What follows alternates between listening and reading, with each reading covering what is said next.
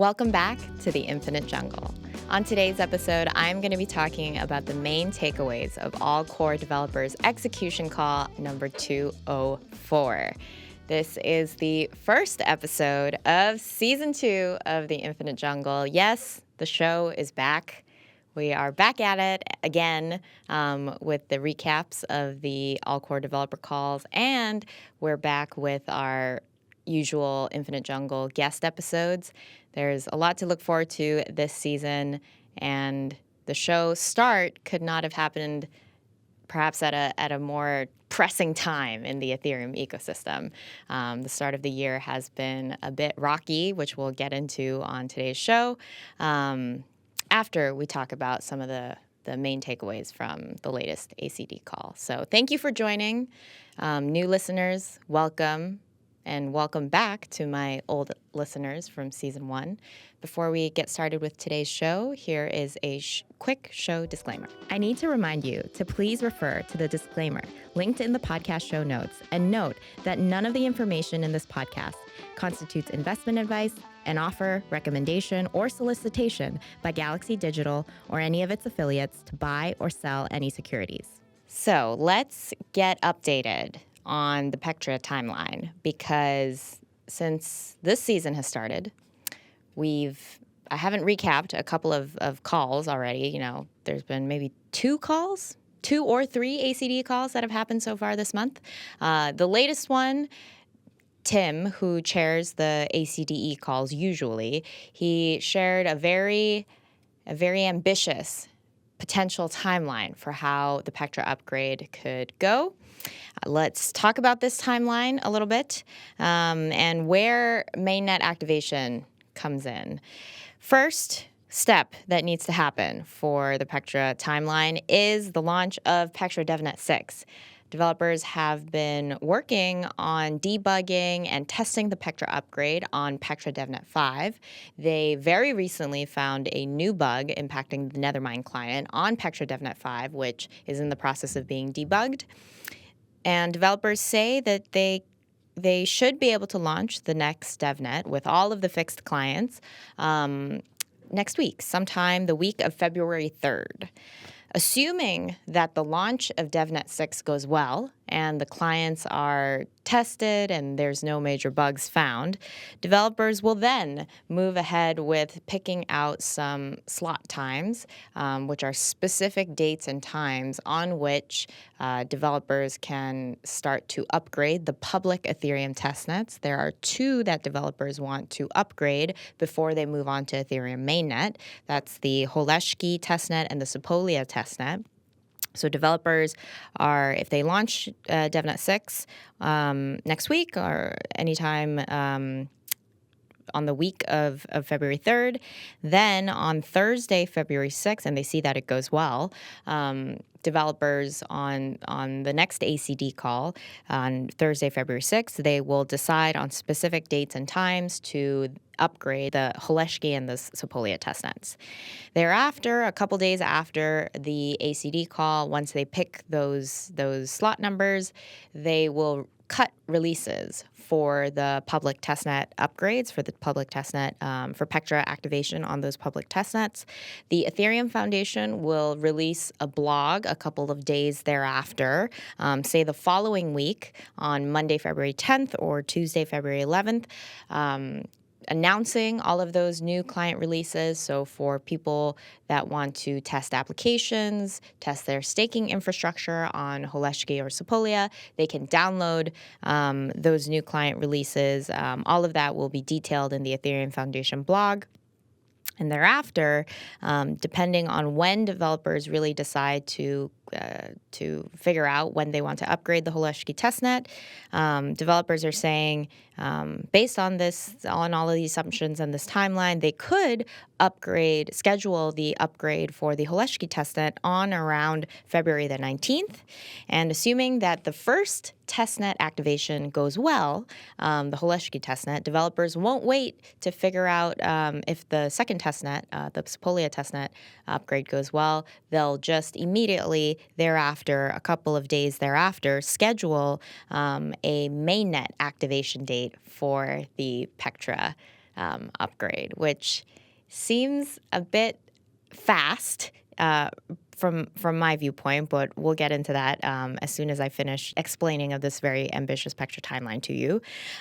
So again, developers are assuming that if DevNet 6 launch goes well, and then they pick those numbers on the following Thursday, they could, pick a slot time to upgrade the Holeshki testnet on around February 19th.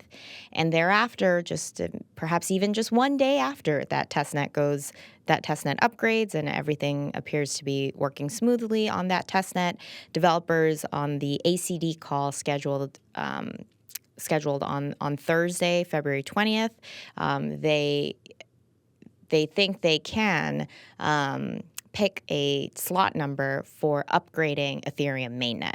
So once they pick a slot number for upgrading Ethereum mainnet, then the week after that call, developers, since they've already picked a date for the Holeshki testnet, they'll see the Sepolia upgrade go live the week after, maybe around the week of February 26th. And assuming the Sepolia testnet upgrade also goes well, they'll stick to the Ethereum mainnet slot time that they agreed upon on February 20th. And assuming all of the Sepolia testnet and the Holeshki testnet, all of that continues to go well, the client teams can cut their final production-ready releases for Ethereum mainnet upgrade just a couple of days after the Sepolia upgrade goes live. So that places the final releases for clients on February 27th or 28th. The Ethereum Foundation thereafter publishes another blog post, this time not announcing the public testnet upgrades, but announcing the forthcoming Ethereum mainnet upgrade around the end of February. And if you give the entire ecosystem, all the node operators, all of the staking infrastructure providers a couple of weeks to prepare for the mainnet upgrade, that puts the Ethereum mainnet upgrade to activate in sometime around mid-March.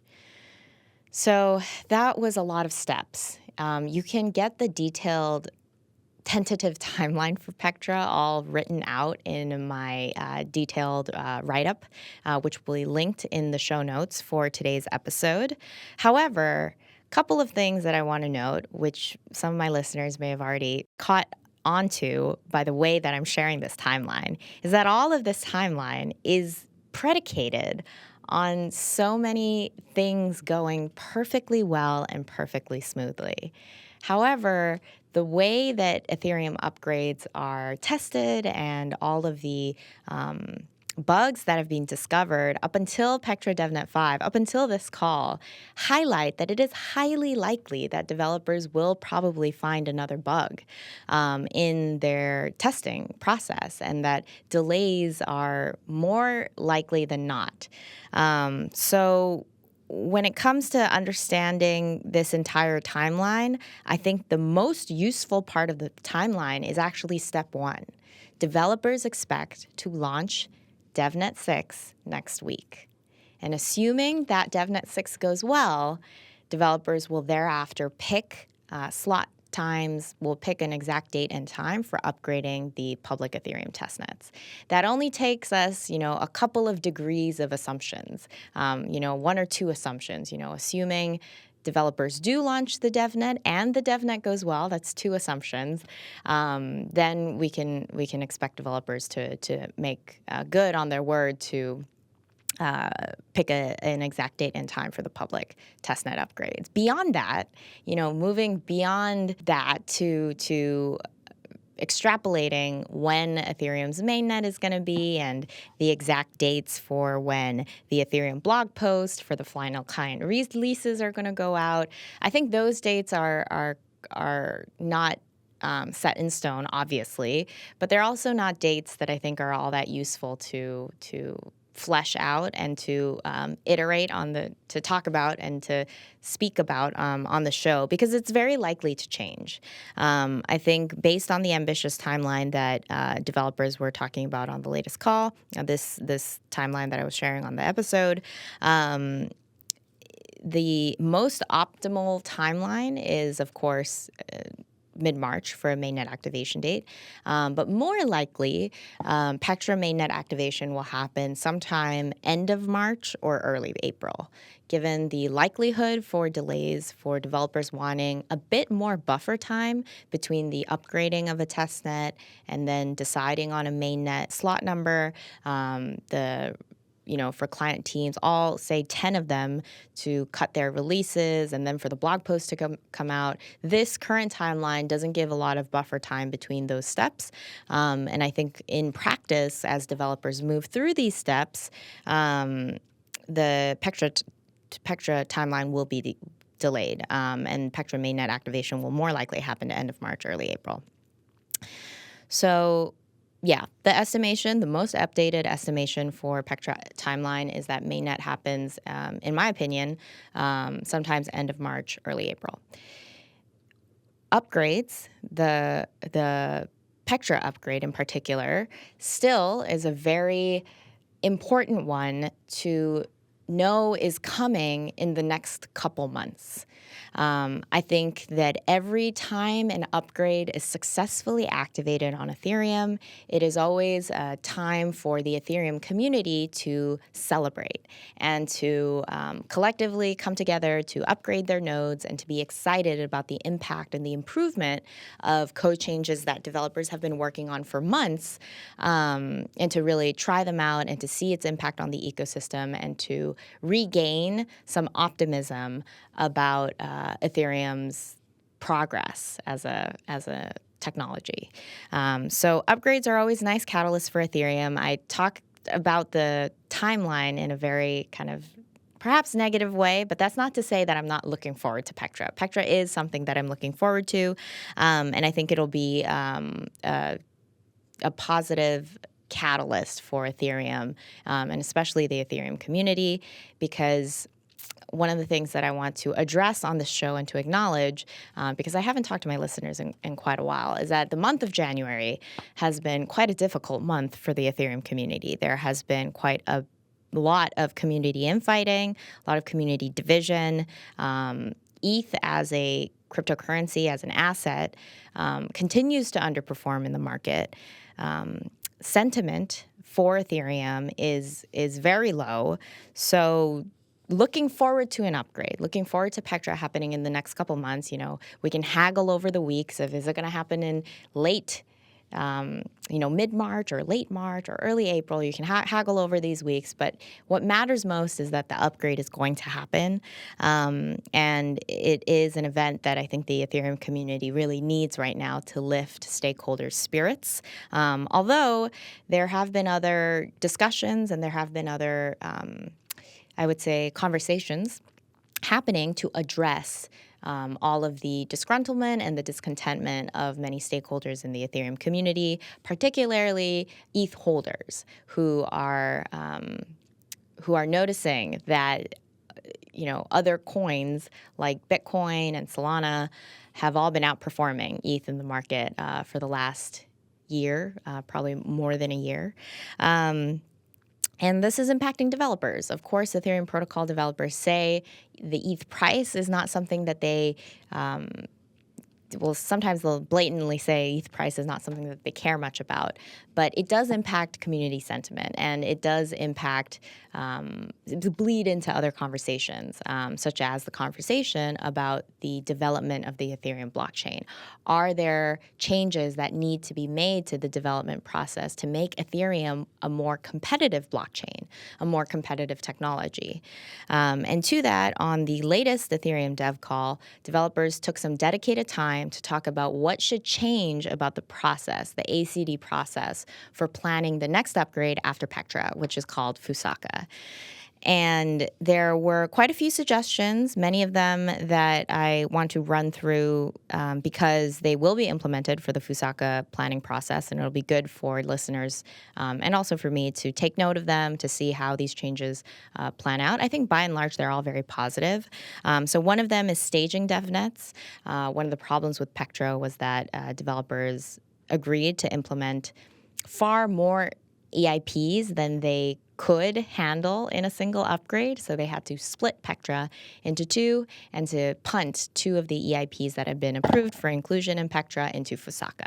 So to avoid developers basically biting off more than they can chew for an upgrade, they have decided to try and implement a process where all of the EIPs that they have agreed to include into an upgrade, first they must implement those onto a multi-client DevNet before they agree to include more EIPs. So right now there are only two EIPs that are formally included into the Fusaka upgrade. It is EOF and PeerDAS.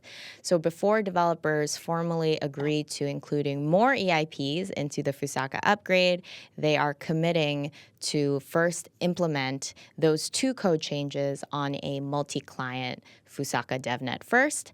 And once clients, teams are comfortable with the way that their software has implemented EOF and PeerDAS, then they'll implement, say, another batch of EIPs into Fusaka, increase the scope of Fusaka, but do so in a steps. This will also ideally help client coordination so that client teams are all working on the same thing at the same time rather than trying to tackle different parts of a very large upgrade, and some client teams lagging behind others more so than in kind of varying levels to varying degrees. So hopefully it'll keep the coordination between client teams also tighter. Another couple improvements to the Ethereum upgrade process that was recommended on the call and that many of the developers agreed to, outside of just staging DevNets. First one is that if developers agree to include an EIP into an upgrade, say the Fusaka upgrade, then that EIP must have spec tests all ready to ensure that the implementation of that EIP is done correctly. When clients implement specs, when they implement specifications, they have these tests to be able to ensure that the specs and the implementations are matching. And so to be able to have another tool to expedite testing and to ensure that EIPs are perhaps not more difficult than developers can expect in terms of implementation. These spec tests are another helpful way for developers to kind of know in advance how much work implementation will be for an EIP and to reduce, ideally, the workload on client teams as much as possible when they're in the process of implementing the EIPs for an upgrade. So spec tests as a mandatory for any EIP to be formally included into an upgrade was another suggestion. And then finally, another suggestion that was made on the call was to try and have the next hard fork as prepared in advance for developers to start testing and start working on when the current upgrade, the prior upgrade, is about ready to go onto mainnet. So one of the suggestions was, as developers are finishing up Pectra, and once Pectra is ready to activate on mainnet, on Ethereum mainnet, then developers client teams should already be ready to start testing and to start interop for the Fusaka upgrade. One developer on the call went so far as to say that developers should be ready with DevNet launches, ready with DevNets for the next upgrade by the time the prior upgrade is ready to go live on mainnet. So these suggestions were all very positively kind of shared by the entire group, and it all kind of pointed to developers' desire to speed up the upgrade process for Ethereum. And I think, again, these are all nice improvements, but as I'm listening to these improvements, these kind of tweaks to the ACDE process and to the upgrade planning process, I'm thinking to myself, are these changes to the process really going to make Ethereum upgrades happen all that faster?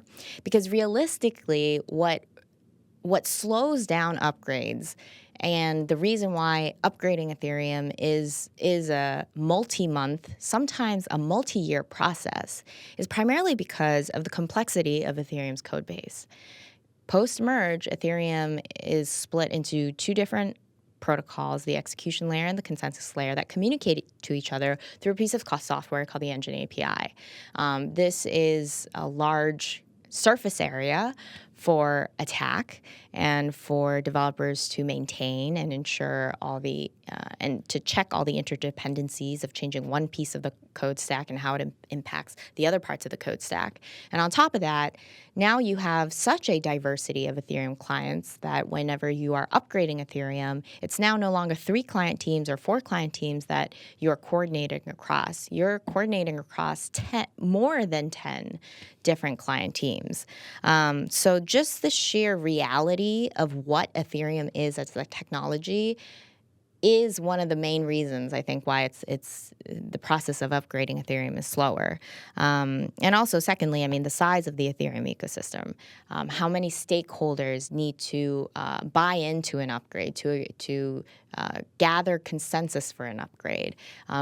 Almost all of Ethereum's upgrades are backwards incompatible, which means that Ethereum nodes need to upgrade together or risk being on a separate chain or risk being forked off of the network.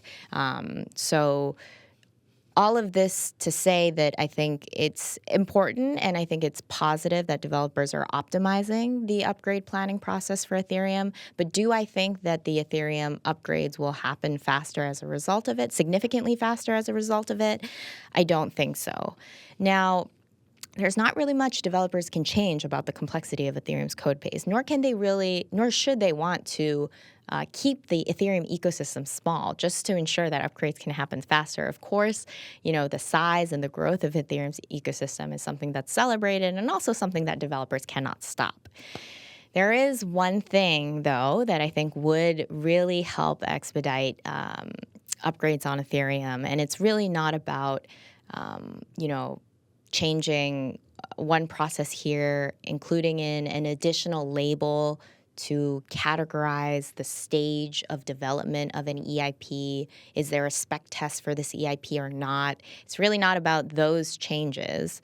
The one thing that I do think would really help Ethereum move faster is an extremely narrow vision for what they want to what developers want to improve about the Ethereum protocol.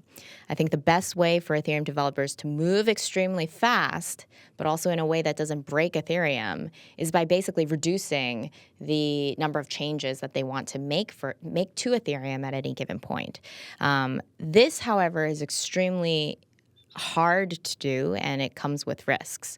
So if you think about what this means, it may mean that developers forego all other code changes and only focus on including, say, PeerDAS into the Fusaka upgrade, and only focus on another DA-related change, another scalability-related change in the upgrade after Fusaka. This will, for sure, narrow the workload of Ethereum developers, but also just concentrate all of their efforts into achieving really one goal.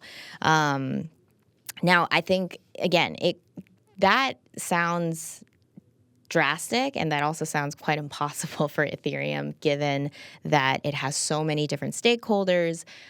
One of the reasons for the infighting that's been happening in the community over the month of January is because there is competing visions for what Ethereum should be as a technology and how it should compete. I do think that, in order for such a narrow direction to be set, you do need to have kind of a centralized leader, a centralized group of developers leading the charge on that. Whereas whereas for Ethereum, there really is no such single entity or person. Not even the Ethereum Foundation, not even the Geth team, not even Vitalik himself can just set a roadmap for Ethereum and force everybody in the ecosystem to agree to that roadmap and to focus only on that. So Ethereum has multiple focuses. Ethereum developers in every upgrade, like Pectra, there are some EIPs that are going to help the user experience, some EIPs that are going to help security, some EIPs that are going to help, particularly DeFi protocols, particularly layer 2s, and who knows what else. I think it's more likely that upgrades for Ethereum will remain large because of how many stakeholders there are, and slow moving as the complexity of the Ethereum code base has increased and the size of the ecosystem continues to grow. if Ethereum upgrades continue to happen slowly and Ethereum is not able to move as quickly or as focused a way as its competitors, for example, say as the Solana ecosystem or the Celestia ecosystem, I think a big question to ask is, does that kill Ethereum? Does that mean this is the beginning of the end for Ethereum's competitive edge as a general purpose blockchain or as a DA layer for layer 2 rollups? And I will note to this question, I want to highlight that there are some positive elements to moving slowly. Sometimes the slower party can win the race, so to speak. One of the benefits of moving slowly is that you have a ton of time to really meticulously evaluate all of the options in front of you. So if Ethereum was laser focused and had really put all of its eggs in sharding, in basically having all these mini blockchains running processing different parts of Ethereum's transaction throughput in parallel, I think Ethereum never would have found the rollup, the layer 2 alternative for scaling a layer 1 blockchain. And Ethereum as a ecosystem would look very different from what it is today if Ethereum had kept a very narrow focus on one particular code change. I think Verkle is another kind of important example of when Ethereum moves slowly, there is a lot of opportunity for developers to reevaluate the need for an upgrade, the need for Verkle, the benefits of Verkle, whether or not Verkle is an upgrade that should be prioritized over and above all the EIPs in Pectra, and developers ultimately decided no, Verkle should not be prioritized over and above the EIPs in Pectra. But that kind of decision-making really only happens because the Ethereum upgrade process is happening so slowly and is not an upgrade planning process that is deaf to the voices of many different stakeholders.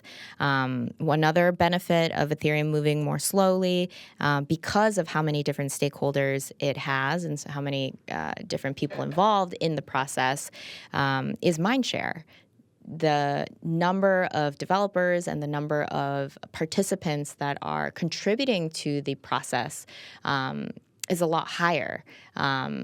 And granted, because all those voices are participating, things take a lot longer.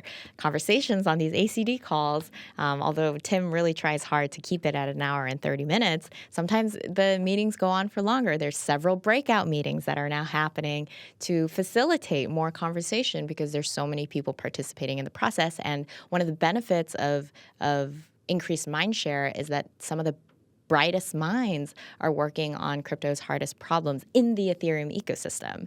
And chances are you are going to come out to a solution to a problem when you have more minds, more angles of approach to it. So I think that's one of the benefits of Ethereum, also one of the benefits of Ethereum moving more slowly. And then finally, moving more slowly does kind of force innovation, lots of innovation to happen out of protocol. A lot of the solutions that have been developed for MEV are out of protocol solutions, and it encourages solutions that are not primarily spearheaded by protocol developers. Because protocol development is so slow, it forces innovation on layer 2s. It forces innovation to happen without the constant need for the protocol to continue to support those innovations. Perhaps this slowing, it also will help ossification of the Ethereum protocol, such that innovation on top of Ethereum can continue to happen even whilst the Ethereum protocol itself doesn't change all that much. Innovation on the app layer, innovation on various out-of-protocol solutions to try and support and to take advantage of what Ethereum has already built, that also, I think, is a positive benefit of Ethereum protocol development continuing to move perhaps slower than other alternative cryptocurrency ecosystems. So I think there's been a lot of discussion, not only on this call related to the ACDE process, but more broadly of what wartime, quote unquote, wartime mode looks like for Ethereum. And to be quite frank, despite all of the calls for major changes, structural changes in the Ethereum Foundation, some of these changes that were suggested on the ACD call in terms of process, despite all of the infighting and despite all of the drama, so far, Ethereum, it's wartime mode for Ethereum doesn't actually look very different from what Ethereum has been doing for the last couple of years since the merge. And I don't think that it's quite likely that many things will look different in 2025 in terms of what Ethereum looks like as a technology, how Ethereum upgrades, because major changes to that would signify that Ethereum as a community, Ethereum's values and ethos is also changing in major ways. Again, if Ethereum really prioritizes speed, it is very likely that Ethereum developers will have to narrow their focus on one particular objective, say, optimizing DA, and sacrifice the rest. But that comes at the expense of having a more concentrated group of developers and of stakeholders that really kind of take control of the Ethereum roadmap, which again is a very different approach. It's not the way that the Ethereum community has evolved thus far, and it is certainly not a positive. It wouldn't be positive to Ethereum's decentralization as a technology. And so I think without significant sacrifice or changes to the values of decentralization and the ethos of being inclusionary to all voices, without sacrificing those kinds of values, I think the question is if Ethereum remains the way that it is, remains the kind of hodgepodge of many different ideas and minds that it is, will Ethereum continue to win? Will Ethereum still be able to succeed, even if it doesn't move fast? And I would like to say that I think Ethereum has a shot. At the very least, it's got a shot. This was the first episode of the Infinite Jungle Season 2. I hope I've given you a lot to think about. I hope that you've learned something new about Ethereum from today's episode. And I hope that you will come back again to listen again to the Infinite Jungle. I will do a little bit of a shout out for the episode that is coming out tomorrow. It'll be the first guest episode of the season, and it is going to be featuring the big boss of Galaxy, CEO of Galaxy, Mike Novogratz. We're going to talk more about Ethereum, its role in the crypto industry, ETH's underperformance as a crypto asset. It's a pretty fun conversation, so please do check it out once it comes out tomorrow. Thank you again for everyone who is listening to this episode of The Infinite Jungle. I am signing off from the concrete jungle that is New York City in your explorations of the infinite jungle that is Ethereum. Stay safe out there.